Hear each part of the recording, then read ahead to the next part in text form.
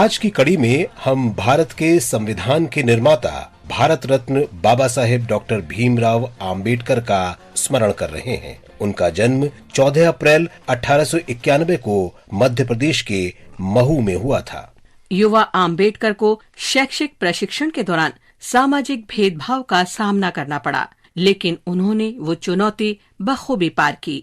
सभी विषम परिस्थितियों के बावजूद उन्होंने न्यूयॉर्क में कोलंबिया यूनिवर्सिटी से अर्थशास्त्र में पीएचडी की। उन्होंने लंदन स्कूल ऑफ इकोनॉमिक्स से अर्थशास्त्र में डीएससी की।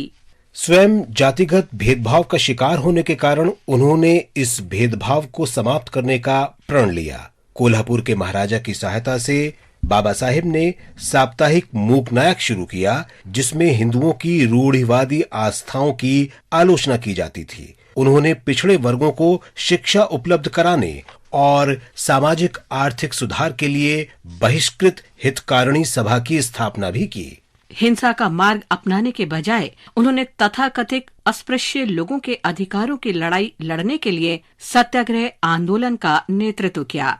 बाबा साहेब को 1926 में बम्बई लेजिस्लेटिव काउंसिल के लिए मनोनीत किया गया था। 1934 में पूना समझौते में बाबा साहेब गांधी जी के साथ इस बात पर सहमत हुए कि अलग निर्वाचक मंडल के बजाय विधानसभाओं और सेंट्रल काउंसिल में वंचित वर्ग के लिए सीट आरक्षित की जाएं। 1935 में उन्हें सरकारी विधि महाविद्यालय का प्राचार्य नियुक्त किया गया। इसके अगले वर्ष बाबा साहेब ने स्वतंत्र लेबर पार्टी की स्थापना की, जिसने 1937 में बम्बई चुनावों में 14 सीट जीती। तब आम्बेडकर बम्बई विधानसभा के लिए भी निर्वाचित हुए। इसी वर्ष बाबा साहेब ने प्रसिद्ध पुस्तक द एनिहिलेशन ऑफ कास्ट प्रकाशित की। 1942 में डॉक्टर आम्बेडकर को गवर्नर जनरल एग्जीक्यूटिव काउंसिल के लिए मनोनीत किया गया। वे काउंसिल में एकमात्र सदस्य थे जो 4 पद संभाल रहे थे। 1946 में बाबा साहेब संविधान सभा के सदस्य बने। भारत के संविधान की मसौदा समिति के अध्यक्ष के रूप में आम्बेडकर का लक्ष्य देश में किसी भी तरह के भेदभाव से मुक्त सामाजिक क्रांति लाना था। Our difficulty, as I said, is not about the ultimate future. Our difficulty is how to make the heterogeneous mess that we have today take a decision in common and march in a cooperative way on that road which is bound to lead us to unity. Our difficulty is not with regard to the ultimate.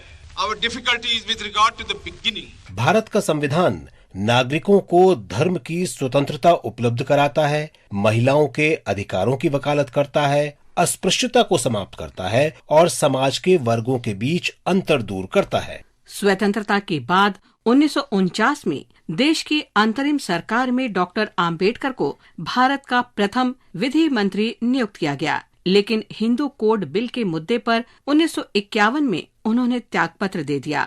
Doctor Ambedkar ने भारत के वित्त आयोग की स्थापना में भी सहायता की और उनकी नीतियों के कारण ही राष्ट्र ने आर्थिक और सामाजिक रूप से प्रगति की। उन्हें मरणोपरांत 1990 में भारत रत्न से सम्मानित किया गया। महान राष्ट्रवादी समाज सुधारक को हमारा नमन।